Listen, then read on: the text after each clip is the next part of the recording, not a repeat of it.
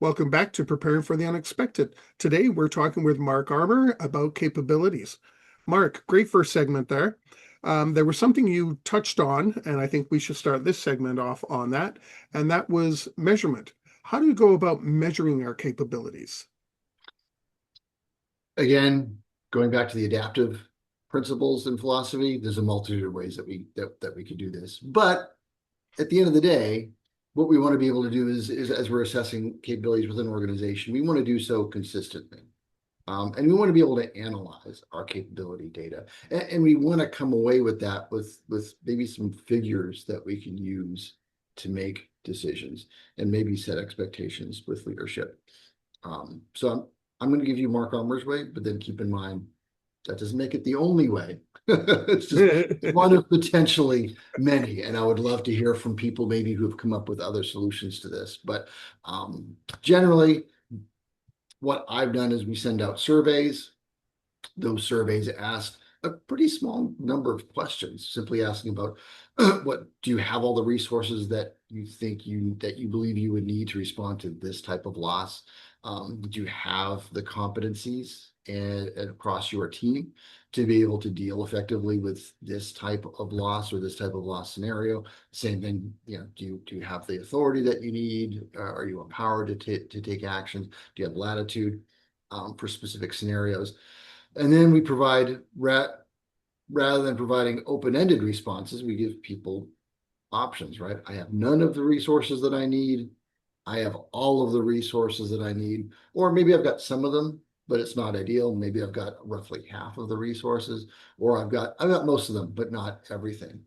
And this becomes data if you make it like a drop-down list in a survey, or even if it's a one-on-one, you can roughly calculate what that means, right?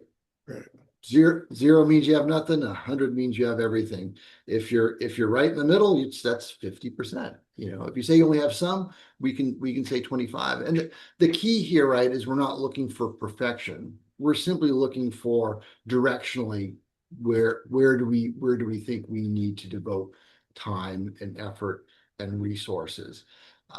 So when we ask those questions, we can now kind of see across different scenarios what the perception is of the amount of resources that are available, the level of competence that exists within the teams and the team members, the authority that they believe they have. And then we can turn that into simple calculations across a team, maybe a group of teams within a department or division, or even for the entire organization. The other thing that you could do is as you ask these questions, this team might support this specific service, or this specific product, or other service. You can slice and dice that based on location, based on department, based on job function, based on service, and then that becomes data you can deliver to leadership and say, all right, for these three services within an organization, here's what our capability looks like. How I represent this data is I call the results a confidence score. So if we're at, say, 48% or we're at 65%, I tell leaders that percentage represents the level of confidence that I have that we could effectively respond and recover that part of the organization from some kind of loss and disruption. And the key here is we actually do this for specific scenarios: loss of the building or workspace, loss of people, staff, and then loss of IT systems or IT resources. And depending on your organization, you could break that down further. But I keep it relatively high level. But again, so we can go back and say, all right, for these specific scenarios, here's where we stand. And then from that, they can make decisions. All right, it looks like we're relatively well prepared, or we feel pretty confident that we could recover from the loss of workspace or short staff, but maybe we don't have the ability to deal with a loss of IT systems, and that becomes something that we can focus on. And then again, they can see it across different services, maybe different geographic locations. Again, how your organization is structured and what makes the most sense. You can then have more meaningful conversations with leaders And my experience has been, having done this now for a while, um, this provides data that adds to the context that this adds to the data that leaders are using to make strategic decisions about the organization. So if they're Mm. looking to move to a new market, or maybe they're looking to move their corporate headquarters, maybe they're looking to adopt new IT strategies, maybe they're looking to partner or outsource something. Those decisions can now be made with the understanding of here's not just what the market's telling us and here's our costs, but here's what our resilience picture looks like. So if what we're looking at will affect this service or this location, we can maybe extrapolate from there. All right, if we made this decision, here's how it would affect our overall confidence, either positively or negatively. So it becomes one more factor that leaders and decision makers can take to improve. The other thing that I say is um, we shouldn't underestimate the actions that can be taken absent leaders and leadership. I've been very, very surprised sometimes that when we roll these questions out to new departments and new parts of the organization, how from one survey to the next, we'll just see organic improvements. Um, and the first time I saw this, I thought, are people worried that this is negatively impacting them, or has somebody maybe receive some negative feedback as a result, and they're changing their responses Mm. because of that. But what we're actually finding in our follow-up conversations was when people are asked these questions, they think, oh, like my answer this time was, I don't have the authority to take this action. But then after that, I went and investigated, and it turns out, yeah, as part of my role, I have this responsibility. So their scores actually improved the next time they got asked those questions. And this has been consistent every time we roll this out to a new part of the organization. Is we actually now we wait at least for 2 or 3 iterations before taking any serious impact, because we want to get to a steady state before why would we mobilize resources if it turns out parts of the organization are already obtaining the resources or getting the resources themselves without action on our part. So it's a pretty powerful approach to this. I want to ask a question. How do you break down those categories? Because if someone asked me based on XYZ scenario, do you have the resources available? In my position, I may only need, well, I have my laptop. So yeah, I have everything I need. I may be completely unaware that I need access to specific plans. I need access to an alternate site. I need, all some of these other different things that come into play. How do you give samples on what each uh, area kind of breaks down to? This is what we mean by competencies. These samples, so that it gives someone direction to think at least properly the right way. Because a manager may turn around and say, yeah, we have plans, we have site access, we have an alternate site, we've got laptops, we've got phones, blah, blah, blah. But a data analyst may turn around and say, well, I just have my laptop. So their answers are completely different. So do you give guidance so that people are answering in the same, looking in the same direction? Currently we don't. And I think my view on that is, again, going back to what I'd said previously. I think we get in trouble when we try to direct people where we think they need to go, or we have a perception of what they need, and it Mm, maybe sure. we have the wrong perception. So I'm very, very hesitant to inject my perception or my perspective or interpretation of that. I would much rather get the unfiltered view of that person. And at the end of the day, it may turn out that the analyst and the manager, maybe they don't need the same resources. Maybe they don't need the same level of competencies. Um, and competencies is a good one, right? Because uh, generally what we're asking is do you have the competencies within your team? And again, looking at responses, we can compare the results that we get. And if we see anomalies in that data, that's an opportunity to follow up and find out, well, Right. why are we seeing like these 3 people out of 20 with a drastically different interpretation of what they see Yeah. looks like? And those are always informative conversations. It's surprising sometimes, um, what you learn. And it's just to give an example. I mean, you might have one person who says, yeah, I've got all the resources available, and somebody else who says, don't have any of the resources available. When you kind of bring them together into the room, again, without judgment, without penalty, and without saying one person's right or one person's wrong, when you start to have those conversations around, well, why is there this disparity? You might discover the person thought they had everything. Maybe they haven't confirmed it, right? Maybe they think I've got access to this tool, but then when they try to log in, they don't, right? And now it's the person who says we don't have access to that. Maybe now they've got a solution they can pursue to make sure they have access to that. It might be that person remembers 3 years ago they had a bunch of laptops immediately available to them, but here in the present day, those things have all been they're no longer supported. Most of them have been jettisoned. So it's not simply asking people the questions. The most important part is the follow-up. It's the subsequent assessment where you see improvement, but it's also follow-up questions, bringing people together to say, hey, this is what we're seeing. Is this truly what the picture is? Yeah, I liked what you said there too about what a manager may need for resources would be different than what was the example I used? Data analyst. Yeah, that's Data exactly. analyst would need as resources. They and if depending on who you're asking, and in our first segment you said maybe 20% of a company that you're asking, and they are going to have different responses. They're going to be all over the place, Yep. you know, and you have to group them together to find out where you are, right? So does what you end up with then is an average of where your capabilities then? Here's where we are, and you're going to have you call them outliers, Yep. some of the spikes and some of the valleys in there as well, but you are going to have an average score, right, at the end. Correct. Yep. Yep. So yeah, when you do this for like a service or a department, then yeah, it's going to be an average of the scores you got across that group.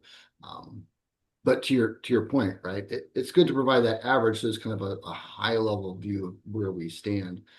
But this really is only effective if you have those follow-up conversations Yeah. to identify we have outliers. Why do we have outliers? Maybe it's not even an outlier. Maybe you just have a wide disparity of responses across a team.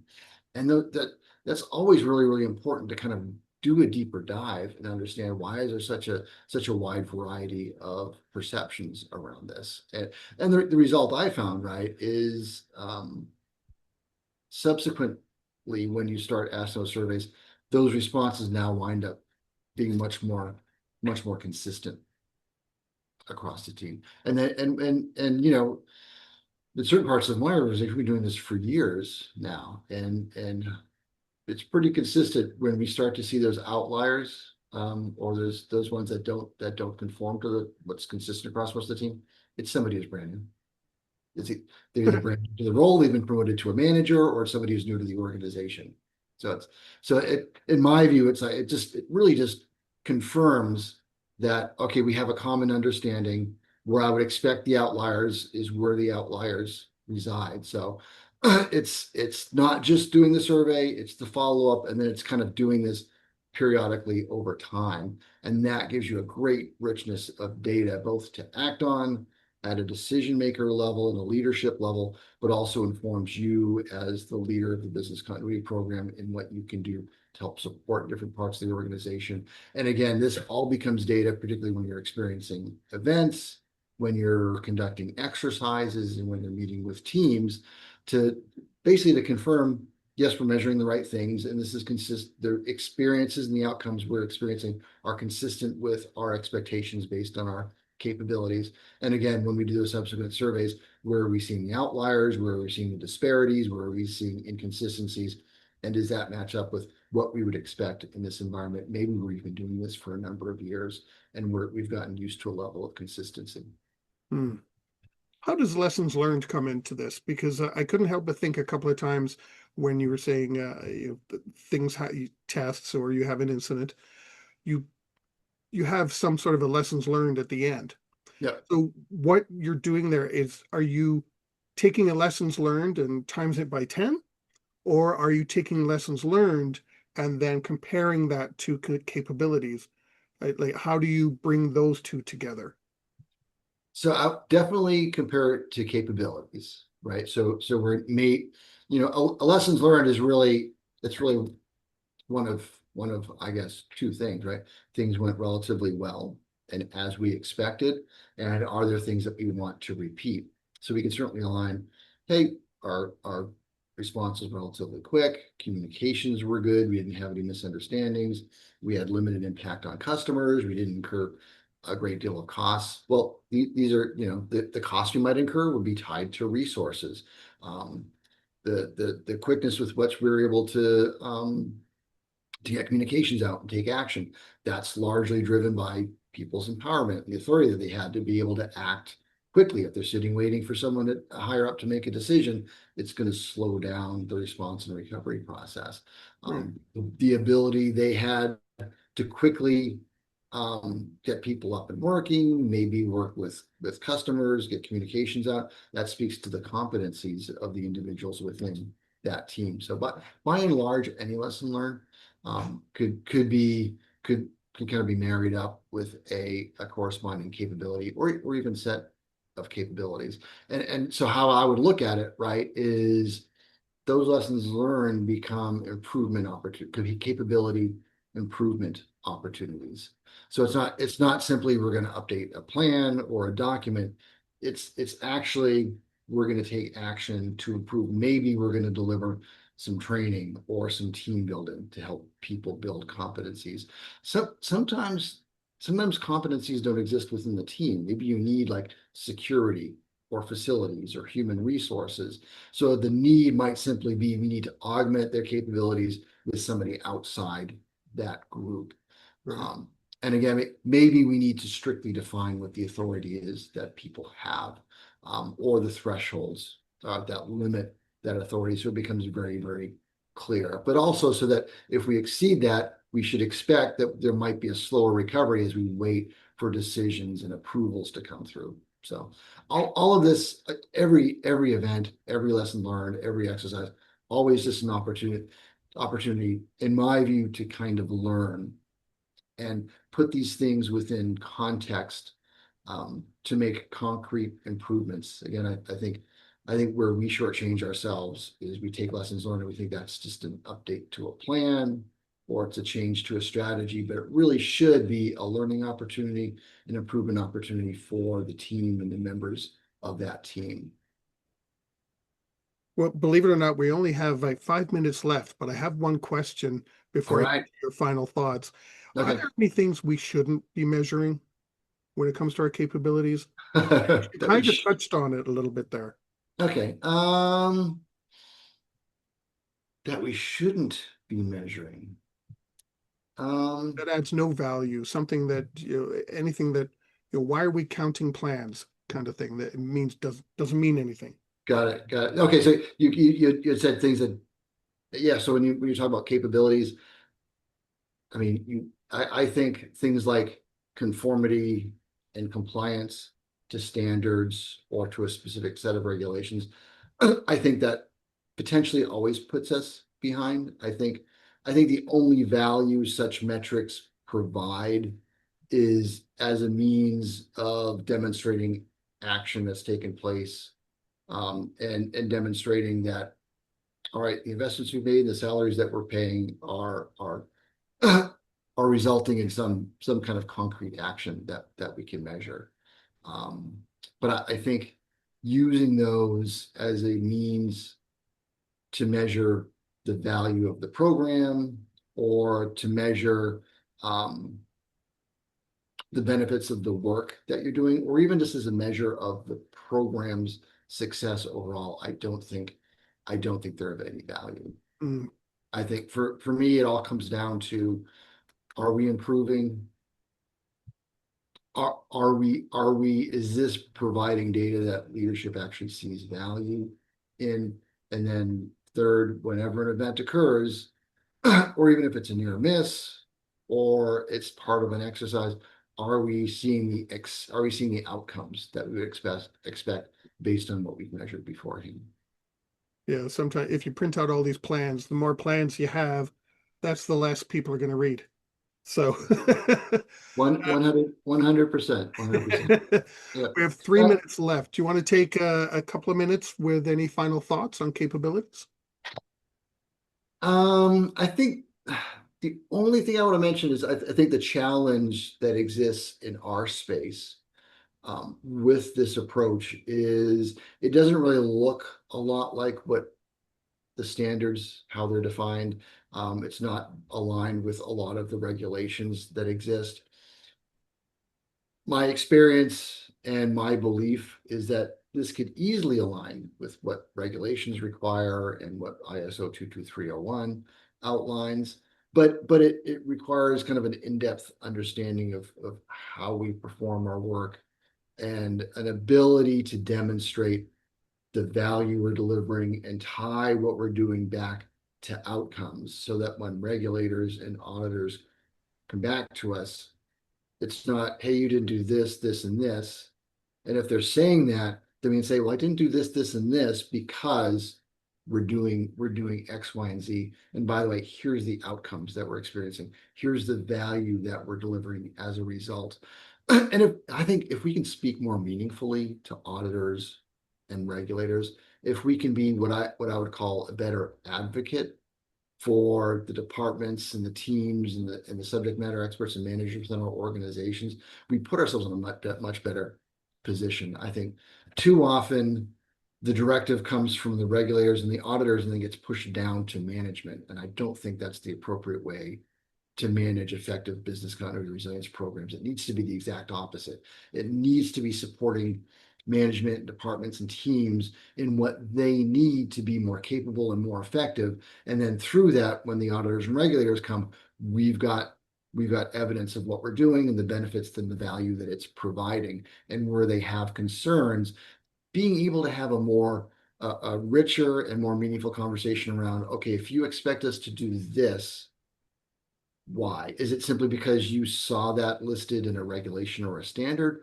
Or is it providing something meaningful in terms of the organization's ability to respond and recover? And when you have that kind of conversation, I think it becomes much easier for us to demonstrate what we're doing and the value that we're delivering. And on that note, we've come to the end of our show. Mark, thank you so much for sharing your time. I really appreciate it once again. Always fun. I appreciate it. And I look forward to the sixth time that we get together. Yeah, yeah, chances are there will be a sixth. Thanks, Mark. And everyone watching and listening, stay prepared, everybody.